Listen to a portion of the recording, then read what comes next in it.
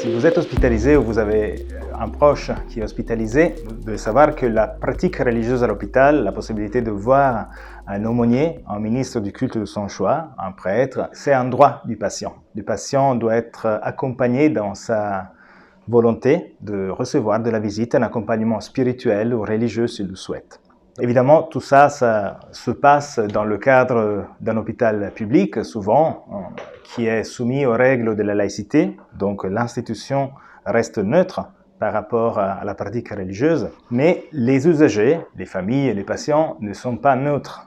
La société n'est pas forcément neutre par rapport aux faits religieux, peut avoir des droits. Dans la loi 1905, qui prévoit le principe de séparation des églises et de l'État en France, il est dit que l'État ne subventionne ni salarie aucun culte. Mais dans la même loi, il est affirmé que si le citoyen ne peut pas se rendre dans un lieu de culte parce qu'il est hospitalisé ou parce qu'il est en prison, l'État peut subventionner, peut salarier des aumôniers qui garantissent cette liberté de pratique religieuse. C'est l'article 10 de la Déclaration des droits de l'homme qui prévoit que tout le monde a droit à ses opinions, même religieuses.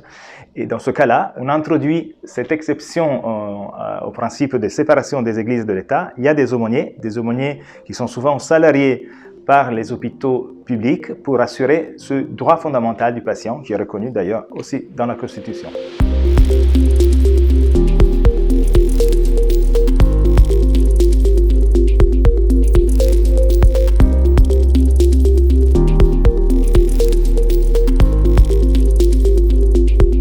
Le principe de neutralité s'applique d'une façon assez claire en milieu hospitalier, notamment pour les agents hospitaliers qui n'ont pas le droit de porter de signes religieux ou de manifester ouvertement leurs opinions religieuses. Ce principe réglemente aussi la pratique religieuse à l'hôpital dans le sens que, bien sûr, c'est un droit du patient, mais ce droit-là est encadré. Il y a des limites à cette pratique religieuse. C'est-à-dire que le soignant ne peut pas donner suite à toutes les demandes de pratique religieuse à l'hôpital. Des limites classiques qu'on connaît aussi pour les autres manifestations religieuses dans la société sont l'ordre public, mais l'hôpital aussi prévoit des limites quand il s'agit de respecter les règles d'hygiène. Une autre limite, c'est le respect de la liberté d'autrui.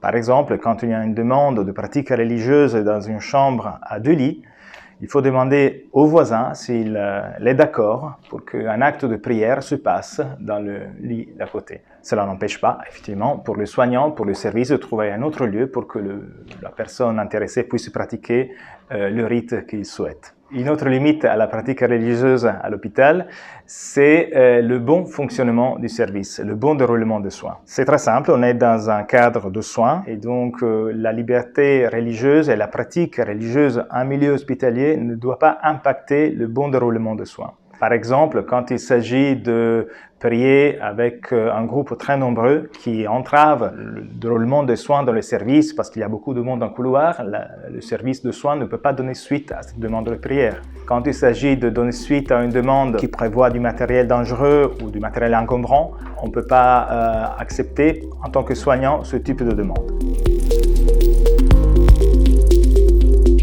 Les aumôniers sont formés pour l'accompagnement religieux et spirituel. Ils ont une compétence pour l'accomplissement des rites.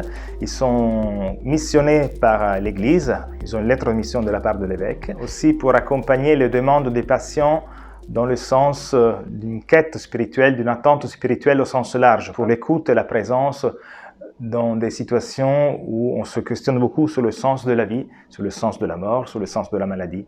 Donc même sans référence religieuse, on peut faire appel à la présence de l'aumônier pour soi-même ou pour un proche. La présence d'une aumônerie de différents cultes peut améliorer l'offre de soins, peut augmenter la qualité de la prise en charge. Le pari qu'on fait toujours avec les soignants, c'est que si un patient se sent considéré dans sa dimension globale, dont la dimension spirituelle fait partie, il participe mieux à une démarche de soins. Il devient un acteur de la démarche de soins, il est plus collaboratif avec le personnel. Donc voilà, on a tous l'intérêt à collaborer et à travailler ensemble.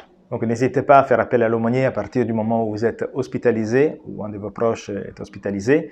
La demande fait connaître les services de l'aumônerie, qui est un service interne de l'hôpital, mais encore peu connu, peu peut-être indiqué dans certains établissements. C'est une présence d'église que vous pouvez retrouver dans vos communautés paroissiales, bien sûr, mais vous la retrouvez aussi dans les établissements de santé, comme les hôpitaux, ou les établissements médico-sociaux, comme les EHPAD.